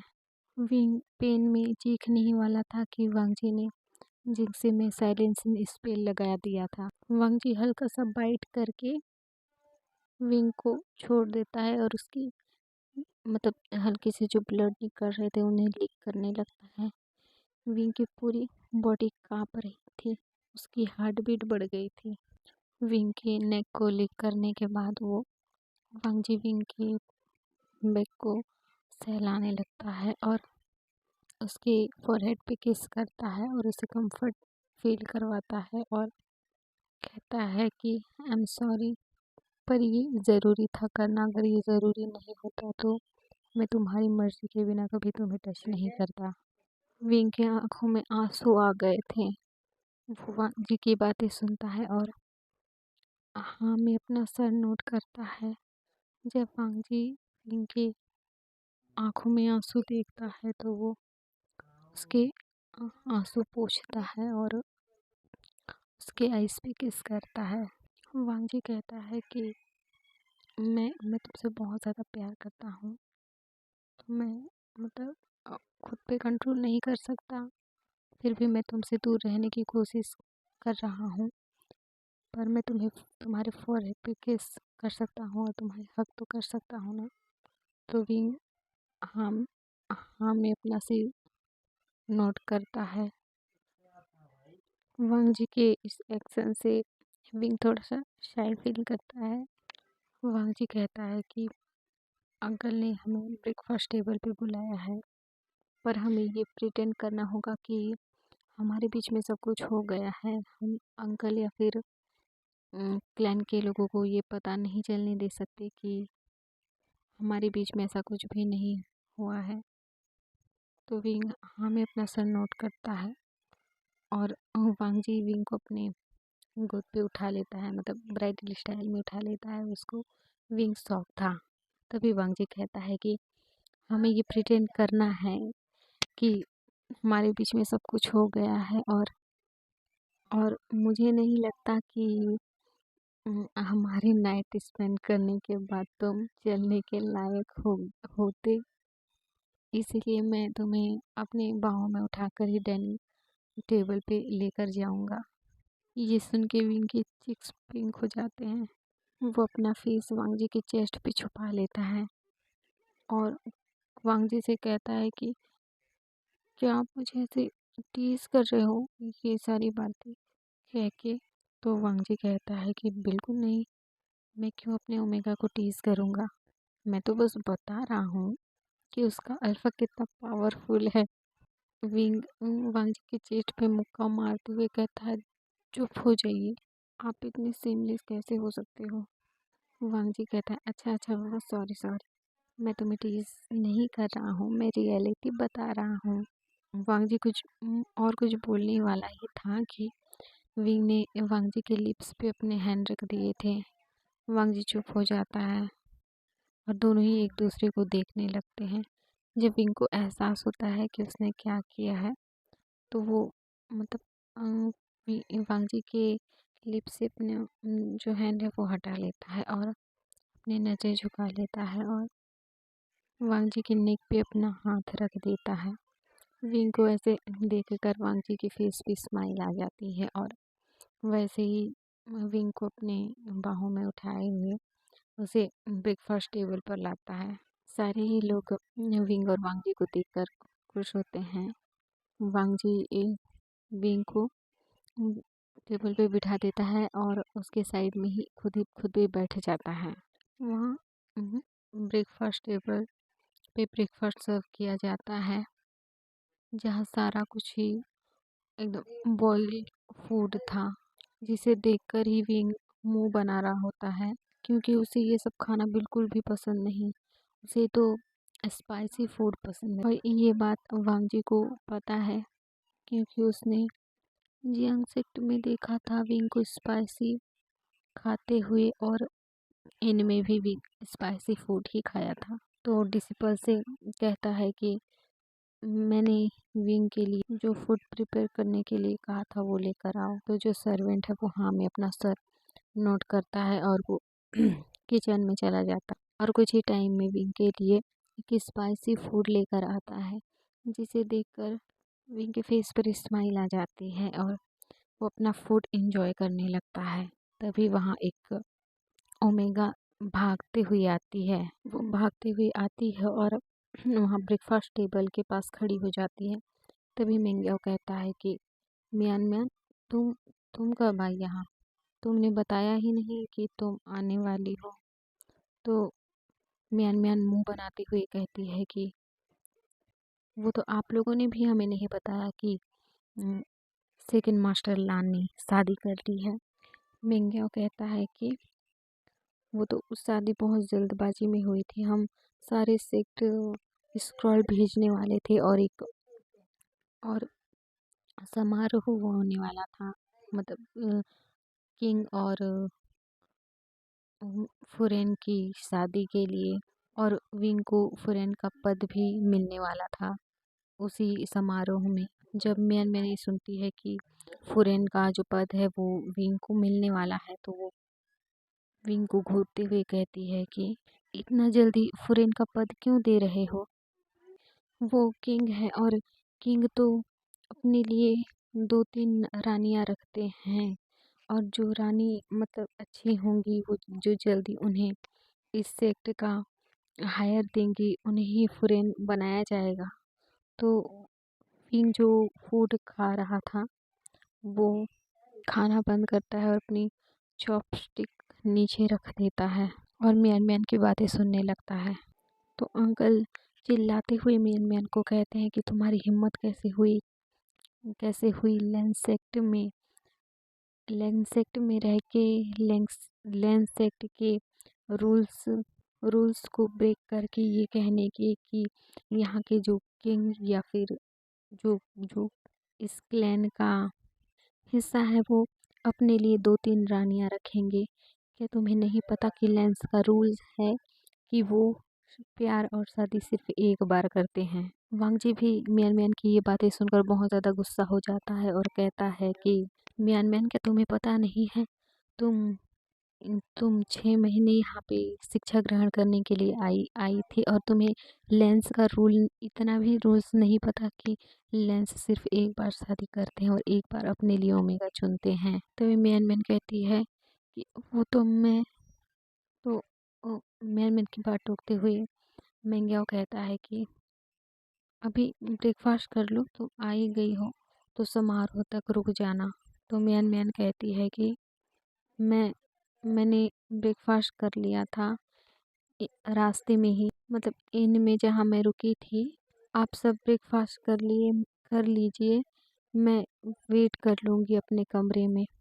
तो तो मिंग्याओ हाँ में अपना सर नोट करता है और मियान मियान वहाँ से चली जाती है। तभी विंग वांग जी से कहता है कि मेरा हो गया, मुझे कमरे में जाना है। तो जब वांग जी विंग की बात सुनता है और वो विंग का फूड देखता है, जो कि मतलब विंग ने थोड़ा सा ही खाया था, तो वांग जी कहता है कि तुम अपना फूड फिनिश करो। तो विंग गुस्से से वांग जी को घूरते हुए कहता है कि मुझे कमरे में जाके रेस्ट करना है, मुझे नहीं खाना। सारे लोग शॉक हो गए थे। तब सीचेन, मिंग्याओ अंकल और कुछ सर्वेंट्स थे आसपास, वो सारे लोग शॉक हो गए थे कि मतलब किंग से कोई ऐसे, वो भी एक ओमेगा ऐसे बात कर रहा है। वांग जी अपने आसपास के लोगों का रिएक्शन देखता है, तो वो अपने ब्रेकफास्ट टेबल से उठ जाता है और विंग को अपने गोद पे कैरी करता है और उसे जिंगसी की ओर लेकर जाने लगता है। विंग कहता है कि वो ओमेगा कौन है। वांग जी कहता है कि वो मिंग्याओ गगा की सिस्टर है। विंग कहता है कि आपने कहा कि वो 6 महीने तक यहाँ रही थी और उसका यहाँ पर्सनल रूम भी है। तब वांग जी कहता है कि हाँ, वो यहाँ अपनी स्टडी के लिए आई हुई थी और वो मिंग्याओ गगा की बहन है, इसीलिए वो यहाँ आती रहती है वैसे भी, इसीलिए उनका यहाँ पर्सनल रूम है एक। विंग को खुद ही पता नहीं कि वो इतना गुस्सा क्यों कर रहा था उस ओमेगा को देखकर। वांग जी विंग से कहता है कि क्या तुम जेलस हो। विंग घबराते हुए कहता है नहीं नहीं, मैं क्यों जेलस होने लगा, मैं तो बस ऐसे पूछ रहा था। वांग जी कहता है ओह। विंग जब दूर म्यान म्यान को नोटिस करता है कि वो उन दोनों को ही देख रही है, तो विंग विंग और भी ज़्यादा वांग जी से चिपक जाता है और उसके नेक पे अपना सर रख देता है। वांग जी हैरान था विंग के इस एक्शन से, पर बेचारे वांग जी को क्या पता विंग इतना जेलस हो गया है कि वो ऐसी हरकतें कर रहा है। जिंगसी पहुंचने के बाद वांग जी विंग को बेड पे सुला रख देता है, बिठा देता है और जाकर जिंगसी का जो डोर है वो लॉक करता है। विंग अपना मुंह फुलाकर बैठा होता है। वांग जी कहता है कि अब क्या हुआ। विंग कहता है कि आपने उस ओमेगा को यहाँ रुकने के लिए क्यों कहा। तो वांग जी कहता है कि वो तो गगा ने उन्हें रुकाया है ना, क्योंकि हमारे जो मैरिज का समारोह होने वाला है और तुम्हें एज अ फॉरेन सबके सामने इंट्रो किया जाएगा। विंग कहता है तो फिर क्या मेरे मदर फादर सीजे और गगा भी आएंगे। तो वांग जी कहता है क्या तुम चाहते हो वो आए। तो विंग हाँ में अपना सिर हिलाता है। वांग जी कहता है कि ठीक है, मैं आज ही जियांग से स्क्रॉल भेजूंगा। विंग खुश हो जाता है और उछल के वांग जी को हग करता है और कहता है कि हस्बैंड आप बहुत अच्छे हैं। वांग जी जब सुनता है कि विंग ने उसे हस्बैंड कहा, तो वो विंग को टाइटली हग कर लेता है। जब विंग को एहसास होता है कि उसने क्या किया है, तो वो वांग जी से दूर हो जाता है और तब उसके चीक्स पिंक हो गए थे। विंग वांग जी को थैंक यू कहता है। वांग जी जब विंग का ऐसा अनकंफर्टेबल फेस देखता है, तो वो विंग से कहता है कि मैं जा रहा हूँ, मुझे कुछ वर्क करना है और स्क्रॉल भी भेजना है जियांग से। तो विंग हाँ में अपना सर नोट करता है और वांग जी वहाँ से चला जाता है। वांग जी के जाते ही जिंगसी में मियान मियान आती है और एटीट्यूड से विंग को ऊपर से नीचे तक घूरते हुए कहती है कि तुम्हें ऐसा क्या दिखा वांग जी को जो वो तुम्हारे पीछे इतना पागल हो गया है। विंग तो म्यान म्यान को देख के ही समझ गया था कि मतलब वो किस नीयत से यहाँ आई हुई है। वो विंग मॉकिंगली हंसते हुए कहता है कि वही चीज़ जो तुम में नहीं है। मियान मियान दाँत पीसते हुए कहती है कि मैं हर तरह से वांग जी को डिज़र्व करती हूँ। मैं हर तरह से उसके काबिल हूँ, खूबसूरत हूँ, काबिल हूँ। विंग हँसते हुए कहता है कि जिस तरह से तुम्हारी हरकत है मुझे कहीं से भी तुम काबिल तो नहीं दिखती। मियान मियान गुस्से में विंग को थप्पड़ मारने ही वाली थी कि विंग उसका हाथ पकड़ लेता है और उसका हाथ मरोड़ देता है, जिसे मियान मियान चीखती है पेन में। विंग कहता है कि मुझे एक कमज़ोर ओमेगा समझने की भूल कभी मत करना। मैं तुम्हारी वो हालत कर दूंगा कि तुम अपने दोनों पैरों से जिनसेक्ट वापस नहीं जा पाओगे। जब मियान मियान विंग की ऐसी धमकी सुनती है तो वो डर जाती है और अपना दांत पीसते हुए जिंगसी से बाहर निकलती है। ऐसे ही 2 दिन बीत जाते हैं। मियान मियान हमेशा विंग को नीचा दिखाने की कोशिश करती है और विंग हमेशा उसको मुंह के बल गिरा देता है और हमेशा अपने रूम के बाहर मतलब जिंगसी से बाहर क्लैन पे वांग जी अ, विंग विंग के साथ लवी डवी होने का ट्राई करता है। मतलब एक्टिंग की मतलब दूसरों को सेक्ट वालों को पता ना चले कि मतलब कि वांग जी ने उसे क्लेम नहीं किया है ये सब। और रूम पे वो नॉर्मली ऐसे ही रहते हैं। ऐसे ही 2 दिन बीत जाता है और समारोह का दिन आता है। समारोह के दिन जहाँ जियांग्स भी आए हुए थे। विंग जिंगसी पे विंग को लेंस के कुछ ओमेगा डिसिपल्स रेडी कर रहे थे। जिंगसी पे डोर नॉक होता है। जब एक सर्वेंट जाके डोर ओपन करती है तो वहाँ विंग के मदर एंड सीजीए खड़े थे। विंग जब अपनी सीजी और मदर को देखता है तो वो अपनी सीजी और मदर को अपनी जिंगसी में अंदर बुलाता है और सर्वेंट्स को इशारा करता है बाहर जाने का, तो सर्वेंट सारे बाहर चले जाते हैं। विंग अपनी सीजी और मदर को हग करता है और पूछता है कि फादर और गगा कहाँ हैं। तो उसकी मदर कहती है कि उसके फादर बाहर कुछ क्लैन लीडर्स के साथ बातें कर रहे हैं और जियांग चेंग अभी ठीक नहीं है, मतलब वो खतरे से बाहर है। चेंग ठीक है, मतलब खतरे से बाहर है, पर वो ट्रैवल नहीं कर पाएगा, इसीलिए उसे लेकर नहीं आए। पर वो आने की ज़िद पे था और वो बहुत ज़्यादा गुस्से में था कि लैन वांग जी ने तुमसे शादी कर ली है, वो भी ज़ोर ज़बरदस्ती से फोर्सफुली शादी कर ली है।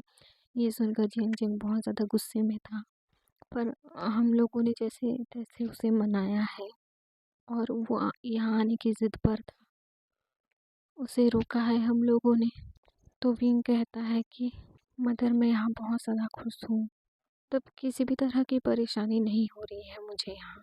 और जिस किंग को आप कहते हैं वो इतना हार्टलेस है, तो इतना कोल्ड है, वही मेरी इतनी परवाह करता है, मेरी रिस्पेक्ट करता है।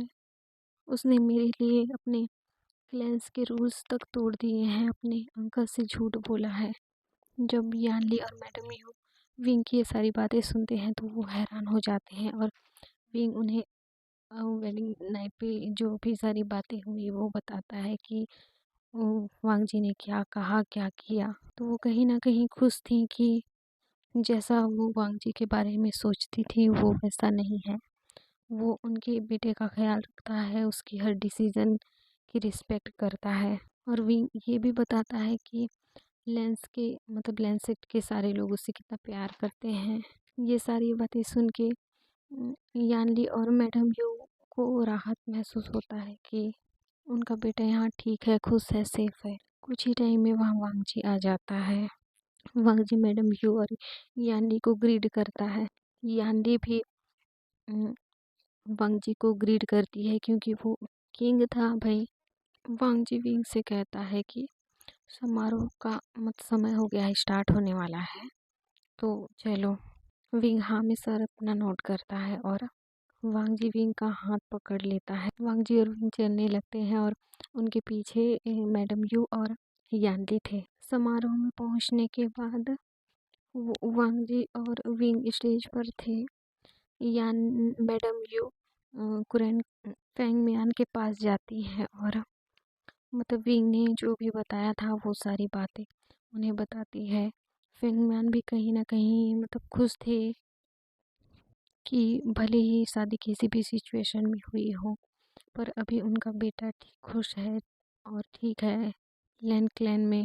और जब उन्होंने भी खुद भी वांगजी और कुरैन सीचेन का व्यवहार देखा था सामने, तो उन्हें भी तब ठीक ही लगा था। और वो भी अपने मन में सोच रहे थे कि ये तो आम सी बात है कि कोई भी किंग हो या फिर राजकुमार हो, वो अपने क्लैन की शक्ति बढ़ाने के लिए दूसरे सेक्टर पे हमला करता है और उसे अपने अधीन करता है पावर के लिए। ये तो आम सी बात है। ये वो भी अब इन सारी बातों को नॉर्मली लेते हैं। समारोह स्टार्ट होता है और सभी के सामने गुसु के गुसु सेक्ट के एल्डर्स और कई प्रजा के लोग भी थे वहाँ, जो बड़े जो प्रजा बोलने से गांव हो गया, जितने भी गांव आते हैं वहाँ के जो प्रमुख लोग थे वो भी वहाँ पे मौजूद थे। तो उन सभी के सामने विंग को एज अ फ्रेंड इंट्रोड्यूस करवाया जाता है। विंग बहुत ज़्यादा हैप्पी था, पर कोई म्यान म्यान थी जो खुन्नस खा रही थी और उसे विंग को ऐसे खुश देखा नहीं जा रहा था। वो मतलब वांगजी के बगल में खुद को इमेजिन कर रही थी। वो विंग को देखना भी नहीं चाहती थी वांगजी के साथ। उसने कुछ बहुत बड़ा करने का प्लान कर लिया था और वो बस उस समय का वेट कर रही थी। कुछ ही टाइम में एज अ फ्रेंड विंग की ताजपोशी होती है और गुसु के ट्रेडिशनल के अकॉर्डिंग विंग को टी ग्रहण करवाया जाता है। ये शपथ लेते हुए कि वो हमेशा अपनी प्रजा की भलाई और हित के लिए कार्य करेंगे करके। एक बेटा सर्वेंट वहाँ पे टी लेकर आते हैं, जिसे एल्डर्स सर्व करते हैं एक टी कप में और विंग को देते हैं। विंग खुशी खुशी वो टी पी लेता है। ऐसे ही समारोह चल रहा होता है। सारे लोग अपने सेक्ट की बातें और कई जो गुसु सेक्ट के अंतर्गत जो सारे गांव या फिर सेक्ट आते हैं, वो सारे अपने कुछ प्रॉब्लम्स किंग को बता रहे होते हैं और उसके समाधान पूछ रहे होते हैं। तभी विंग के माउथ से ब्लडिंग होने लगता है। ये देखकर मैडम यू चीखती हैं। तो वांगजी जब देखता है कि विंग के माउथ से ब्लडिंग हो रहा है, वो विंग बेहोश होने ही वाला था कि वांगजी उसे अपने गोद में उठा लेता है और उम, बहुत ही ज़ोर से चिल्लाता है कि हीलर को बुलाओ। वो विंग को उठाकर जिंगसी में हीलर रूम में दौड़ता है। कुछ ही समय में हीलर रूम का सीन दिखाया जाता है, जहाँ बहुत सारे हीलर्स की लाइन लगी हुई थी। वहाँ गुसु के बड़े-बड़े और एल्डर्स जो हीलर्स थे वो सारे थे।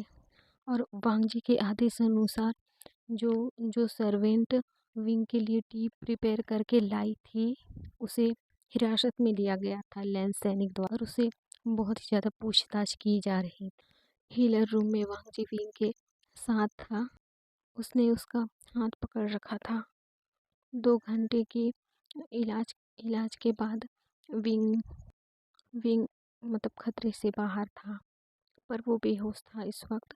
हीलर्स कहते हैं कि किंग शायद किसी ने उनके टी में जहर मिलाई थी। अगर कुछ टाइम और हो जाता तो शायद हम फुरैन को बचा नहीं पाते।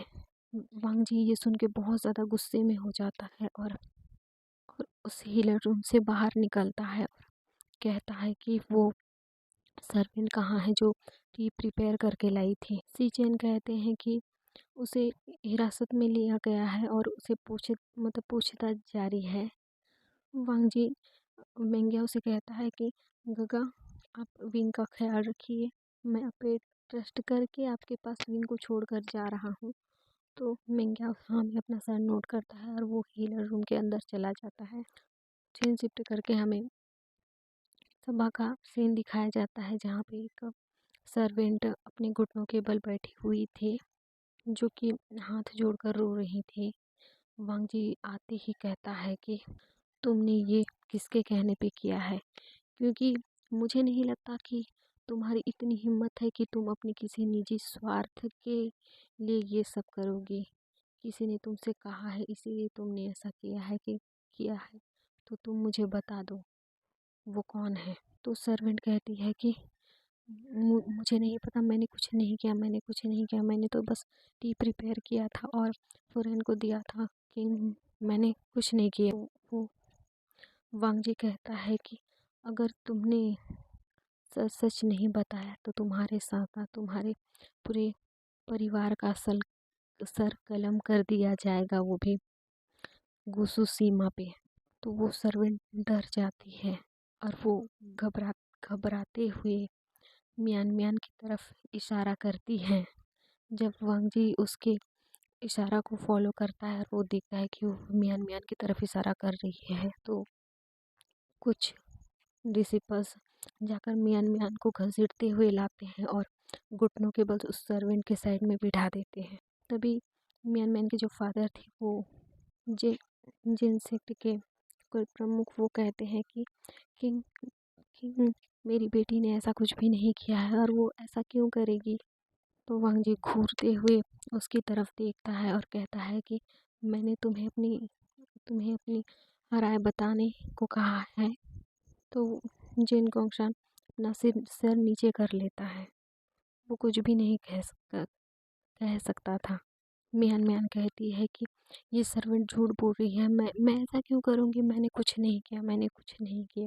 तो वांगजी अपने सिंहासन से नीचे उतरता है और मियान मियान की मियान मियान का बाल पकड़कर उसे ऊपर उठाता है और कहता है कि मुझे अच्छे से पता है कि इतनी गिरी हुई हरकत तुम्हारे अलावा कोई नहीं कर सकता, क्योंकि मैं बहुत पहले से नोटिस कर रहा हूँ कि तुम हमेशा विंग को बुली करने पे लगी हुई रहती हो। मैं गगा की वजह से चुप था, तुम्हें मेहमान समझकर इग्नोर कर रहा था, पर तुम तो आज विंग की जान लेने पर तुली हुई थी। तभी मियान मियान गुस्से में कहती है कि हाँ हाँ मैंने किया है ऐसा, क्योंकि वो यही डिज़र्व करता है और ये फॉरेन होने का अधिकार सिर्फ मैं डिज़र्व करती हूँ। मैं तुम्हारी वाइफ बनना डिज़र्व करती हूँ, वो नहीं, वो बस मरना डिज़र्व करता है। तो वांगजी उसके गालों पे इतनी ज़ोर से थप्पड़ मारता है कि मियान मियान नीचे गिर जाती है और उसके माउथ से ब्लडिंग होने लगता है। वांगजी चिल्लाते हुए कहता है कि इसका सर कलम कर दिया जाए और उस सर्वेंट को और उसके पूरे फैमिली को गुस्सू से बाहर निकाला जाए। तो सर्वेंट रोते हुए कहती है कि किंग प्लीज़ मुझे माफ़ कर दीजिए, पर वांगजी उसकी एक नहीं सुनता और कुछ डिसिपल्स मियान मियान और उस सर्वेंट को लेकर जाते हैं जहाँ मियान मियान का सर धड़ से अलग कर दिया गया था। सारे लोग बहुत ज़्यादा गुस्से में थे। वहीं जिन गोंगशान भी कुछ नहीं कर सकता था क्योंकि उसकी बेटी की गलती थी। उसे अच्छे से पता है कि वो लैंड क्लैन के रहमो कर्म से जी रहे हैं और उनके ही फुरेन के ऊपर से जानलेवा हमला करने से क्या अंजाम होने वाला है। वहीं विंग को होश आ गया था। उसके साथ मेंग्याओ, यानली मैडम यू और फेंगमियान फेंगमियान तो बाहर थे। मैडम यू, यानली और मेंग्याओ उसके पास थे। उन्हें भी सब कुछ पता चल गया था कि मियान मियान ने क्या किया और तब वांगजी ने उसे क्या सज़ा दी। मेंग्याओ कहीं ना कहीं डिसअपॉइंट फील कर रहा था कि उसकी बहन की वजह से आज विंग की ऐसी हालत है और वो विंग से माफ़ी भी मांगता है। तो विंग कहता है कि गगा इसमें आपकी कोई गलती नहीं है, प्लीज़ अपने आप को दोष मत दीजिए। या विंग को हक कर लेता है। जब वांगजी को पता चलता है कि विंग को होश आ गया है तो वो हीलर रूम में आता है और विंग को ऐसे बातें करते हुए देख के उसे राहत मिलती है। वो आते ही विंग को सबके सामने हक कर लेता है और उसके फोरहेड पे किस करता है और वो अनजाने में ही रोने रोने लग जाता है। सारे लोग शॉक थे वांगजी को ऐसे रोते हुए देखकर। विंग उसके आंसू पोंछता है और कहता है कि अल्फ़ा मैं ठीक हूँ, मुझे कुछ भी नहीं हुआ, देखो मैं पूरी तरह से ठीक हूँ। वांगजी रोते हुए कहता है कि मुझे लगा था कि मैंने तुम्हें खो दिया। एक पल के लिए मैं डर गया था मैं इमेजिन भी नहीं कर सकता तुम्हारे बिना खुद को। वांगजी को हग कर लेता है और कहता है कि मैं कहीं नहीं जा रहा हूँ आपको छोड़कर, आपको पूरी लाइफ मुझे झेलना होगा। तो वांगजी कहता है कि मैं पूरी पूरी लाइफ, जब तक मैं ज़िंदा हूँ, मैं तुम्हें कभी खुद से दूर जाने नहीं दूंगा। विंग हाँ में अपना सिर हिलाता है और वो स्माइल करने लगता है। वहीं मैडम यू और यानली मिंग्याओ सारे लोग खुश थे। वहीं फेंगमियान कुरेन और लैंसी चेन भी आ गए थे उस रूम में। सारे लोग दोनों कपल को देख रहे थे और सब बहुत ज़्यादा खुश थे। ऐसे ही 2 वीक बीत गए थे और अब विंग पूरी तरह से ठीक था और जियांग्स भी अपने सेक्टर चले गए थे क्योंकि चैंग की तबीयत अभी ठीक नहीं था तो सेक्टर भी संभालना था, तो वो लोग चले गए थे उसके दूसरे दिन ही। जब विंग को होश आया था उसके दूसरे ही दिन चले गए थे वो लोग। विंग अब पूरी तरह से ठीक था और एक दिन जिंगसी पे वांगजी जैसे ही सेक्टर के कामों से फ्री होकर अपने जिंगसी आता है रात के लगभग 8 बजे। तो वो देखता है कि जिंगसी में पूरी तरह से अंधेरा था और वो जैसे ही अंदर आता है तो कोई जिंगसी का डोर पीछे से लॉक कर देता है और वांगजी के आइस पे ना पट्टी बांध देता है। वांगजी वो पट्टी बांधने वाला हाथ झट से पकड़ लेता है और जब वो उसे महसूस होता है कि हैंड किसका है तो उसके फेस पर स्माइल आ जाती है। वो कहता है कि पाओबे, ये तुम हो ना? तो विंग कहता है कि यस अल्फा, ये मैं हूँ। पर आप चुप हो जाइए, ज़्यादा बातें मत करिए अभी। विंग जल्दी से जिंगसी के जो सारे कैंडल्स लगे हुए थे वो जलाने लगता है और पीछे से आकर वांगजी का जो पट्टी बंधा हुआ था वो निकाल देता है। और वांगजी जब देखता है जिंगसी पूरी तरह से कैंडल से मतलब सजाया हुआ है और मतलब ऐसा लग रहा है कि वेडिंग नाइट के लिए सजाया हुआ है, तो उसकी जो हार्ट बीट है वो बढ़ जाती है और वो पीछे मुड़ के विंग को देखता है तो वो और भी ज़्यादा शॉक हो गया था क्योंकि विंग ने एक ट्रांसपेरेंट एक पतला सा लेयर पहना हुआ था जो पूरी तरह से वाइट में था और विंग के हेयर्स भी खुले थे। वांगजी एक सलाइवा से घूंट भरता है अपना और मतलब एकटक विंग को देख रहा था। विंग वांगजी के पास आता है और उसके नेक पे अपना हाथ रखता है और कहता है कि अल्फा को ये सरप्राइज़ कैसा लगा? वांगजी तो कुछ बोलने की हालत में ही नहीं था। वांगजी हकलाते हुए कहता है कि बॉबी, ये सारी चीज़ें तुमने क्यों और मतलब कब करी हैं? तो विंग कहता है क्यों का मतलब क्या है, आप मेरे अल्फा हो, मैं आपका ओमेगा हूँ। तो ओमेगा आप तो अपने अल्फा के लिए तो ये सारी चीज़ें करते हैं ना। और रही बात ये करने की, आप जब सेट के काम में बिजी थे तो मैंने और गगा ने मेरी हेल्प करी थी ये सारी चीज़ें करने के लिए। विंग वांगजी का दोनों हैंड पकड़ के अपने कमर पे रखवाता है और अपना हैंड वांगजी के नेक पे रखता है और उसकी हाइट ज़्यादा मतलब नहीं थी वांगजी से, तो वो थोड़ा ऊपर उठ जाता है और वांगजी के लिप्स को कैप्चर कर लेता है और उसे सॉफ्टली किस करने लगता है। वांगजी शॉक हो गया था पूरा कि विंग ये क्या कर रहा है। विंग वांगजी से अलग होता है और कहता है कि मैं नहीं चाहता कि आप अब अपनी प्रॉमिस कंटिन्यू रखें। जब वांगजी ये सुनता है कि विंग ने क्या कहा तो वो उसे अपनी विंग को अपनी बाहों में उठा के बेड पर ले जाता है और उसके दोनों हैंड बेड पे पिन करता है और उसे ब्रूटली किस करने लगता है बहुत ही ज़्यादा और उसके लिप्स पर बाइट भी करता है और धीरे धीरे अपने हाथ को उतारने लगता है। विंग कहता है कि अल्फा, इतनी जल्दी भी क्या है? वांगजी कहता है कि जल्दी जल्दी कहाँ, मैंने इतना खुद को कंट्रोल किया है ये मैं ही जानता हूँ। जब विंग वांगजी की ये बातें सुनता है तो वो शाई हो जाता है। वांगजी अपने सारे हानफो उतार देता है। वो पूरी तरह से नेकेड था।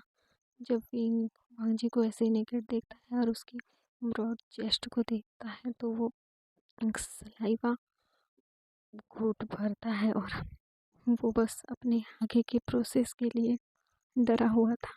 जब वांगजी के लोअर पार्ट पे उसकी नज़र जाती है तो वो शॉक हो जाता है। जो वांगजी का लोअर पार्ट जो पूरी तरह से वेकअप था।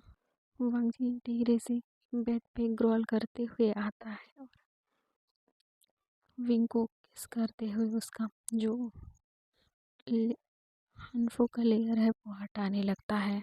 और हानफो को हटाते हुए वो धीरे धीरे विंग को किस भी कर रहा था। वो ऐसे ही किस करते करते नीचे विंग के लोअर पार्ट तक आ जाता है और वो धीरे धीरे विंग को प्रिपेयर करने लगता है।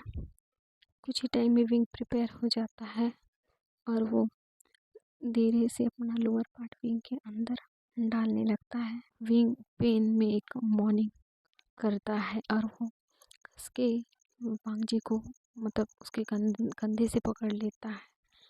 वांगजी कहता है कि आई एम सॉरी बॉबे, पर मैं खुद को कंट्रोल नहीं कर सकता।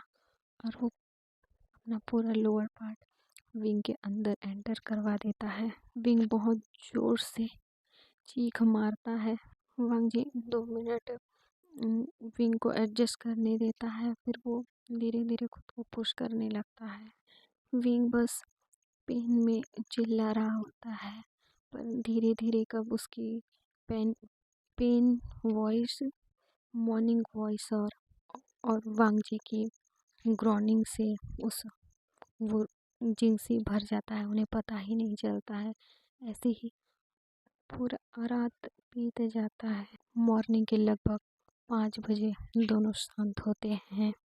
हर बार वांगजी विंग के अंदर ही खुद को रिलीज़ कर रहा था। शांत होने के बाद वांगजी विंग के फोरहेड पे किस करता है और उसे अपने बाहों में सुलाकर खुद भी सो जाता है। सुबह के करीब 8 बजे दोनों की नींद खुलती है। वांगजी उठ जाता है और जब विंग को उठाने की कोशिश करता है तो विंग कहता है कि अल्फा प्लीज़ मुझे सोने दो। वैसे भी आपने पूरी रात मुझे तंग किया है और अभी भी आप मुझे तंग करने की कोशिश कर रहे हैं। अगर आपने दोबारा मुझे उठाने की कोशिश की ना तो मैं 1 मंथ तक आपको अपने करीब आने नहीं दूंगा। तो वांगजी डर जाता है और कहता है ओके ओके ओके, सो जाओ सो जाओ।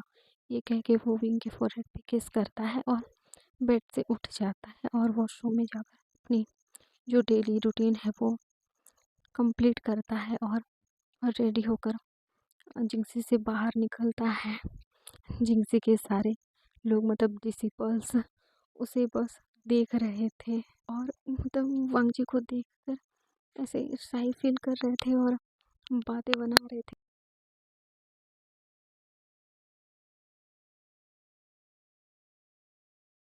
लैन क्लैन में ऐसे बातें बनाना भी अलाउ नहीं है, पर सारे लोगों ने रात में जो वॉइस सुनी है वो खुद पे कंट्रोल नहीं कर पा रहे थे ऐसे बातें बनाने से। और जब वांगजी अपने मतलब ब्रेकफास्ट टेबल पे पहुंचता है और अपने गगा दोनों गगा और अपने अंकल के पास जाकर बैठता है तो मेंग्या उसे वांगजी को चिढ़ाते हुए कहते हैं कि वांगजी अगली बार से अपने जिंक्सी में कुछ करने से पहले साइलेंसिंग स्पेल लगाना मत भूलना। जब वांगजी ये सुनता है कि साइलेंसिंग स्पेल उसने लगाना भूल गया था तो वो उसे पता चल जाता है कि सारे डिसिपल्स उसे तब ऐसे क्यों देख रहे थे। तो वो अपना सर नीचे करता है और सर हाँ में नोट करता है। अंकल पूछते हैं कि विंग कहाँ है तो वांगजी कहता है कि वो रेस्ट कर रहा है। अंकल समझ जाते हैं कि वांग जी ने उसकी हालत उठने लायक नहीं रखी है। अंकल कहते हैं कि ब्रेकफास्ट करने के बाद विंग के लिए भी जिंक्सी में ही ब्रेकफास्ट लेकर जाए और उसे मतलब मेडिसिन वगैरह दे दें। तो वांग जी अपना सराहा में नोट करता है।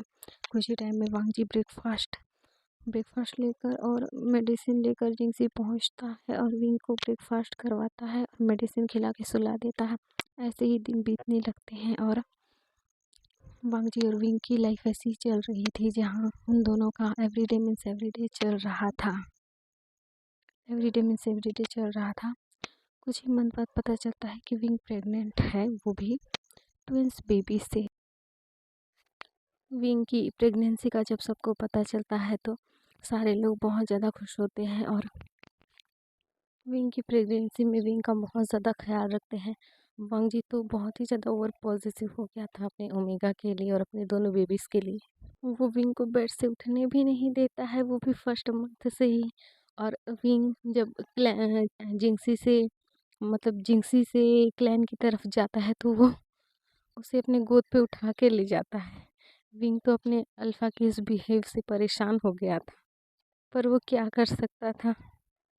ऐसे ही टाइम बीतने लगता है और विंग की प्रेगनेंसी को 9 मंथ हो जाते हैं और हमें टाइम स्किप करके हीलर रूम का सीन दिखाया जाता है जहाँ विंग पेन में चिल्ला रहा होता है और उसके साइड में वांग जी बैठा होता है। विंग वांग जी के गाल पे एक थप्पड़ मारता है और कहता है कि अगर तुमने दोबारा मुझे प्रेग्नेंट करने की कोशिश की ना, सोच लेना मैं वो तुम्हारा लोअर पार्ट काट दूंगा। सारे हीलर अपने फ्रेंड की ये बात सुन के शॉक थे। वांग जी का फेस तो पूरा रेड हो गया था मार खा खा के। विंग ने न जाने कितने मुक्के थप्पड़ और घूंसे उसके फेस पे बरसा दिए थे। वांग जी कहता है ठीक है बाओबे, पहले पहले तुम पुश करो। विंग को बहुत ज़्यादा पेन हो रहा था। वो एक पुश करता है तो एक बेबी बाहर आता है जिससे वांग जी एक राहत की सांस लेता है और बेबी को हीलर देखते हैं। विंग को भी पेन हो रहा था। वांग जी कहता है बाओबे टेंशन मत लो, सब ठीक हो जाएगा, पुश करो तुम पुश करो। विंग गुस्से से चिल्लाता है पुश तो कर रहा हूँ पर तुम्हारे ये नालायक बच्चे बाहर आने का नाम नहीं ले रहे हैं। कुछ टाइम में फिर से एक बेबी की रोने की वॉइस आती है। दोनों बेबी को हीलर लेकर जाते हैं और क्लीन करके वापस लाते हैं। विंग इस टाइम बहुत ज़्यादा थक गया था तो हीलर वांग जी से कहते हैं कि किंग आप बच्चों को लेकर बाहर जाइए, हम फुरेन को क्लीन करेंगे। फुरेन अभी ठीक है, बस वो थकी हुई हैं। तो वांग जी और एक हीलर वांग जी एक बेबी को पकड़ता है और हीलर दूसरे बेबी को पकड़ता है और तीनों हीलर रूम से बाहर आते हैं। हीलर रूम के बाहर से चैन मेंग्याओ, कुरैन, मैडम यू और फेंग म्यान जियांग चैंग खड़े थे। वांग जी के हाथों में बेबी देखकर सारे लोग खुश होते हैं। हीलर बताता है कि एक बेबी ओमेगा ओमेगा गर्ल है और दूसरा बेबी अल्फ़ा बॉय है। तो सारे ही लोग खुश हो जाते हैं। बेबी को उनको देकर वांग जी फिर से हीलर रूम में चला जाता है जहाँ हीलर्स ने विंग को क्लीन कर दिया था और विंग अभी रेस्ट कर रहा था, पर वो सोया नहीं था। वांग जी विंग के पास जाता है और उसके फोरहेड पे किस करता है और कहता है थैंक यू मेरी लाइफ में आने के लिए और मुझे इतने प्यारे गिफ्ट देने के लिए। तो विंग कहता है कि थैंक यू तो मुझे कहना चाहिए, आपको आप जैसा अल्फ़ा मिलना खुशकिस्मती है मेरी। दोनों ही अपना फोरहेड एक दूसरे का फोरहेड मिलाए रहते हैं और यही हमारे एफएफ की एंडिंग होती है।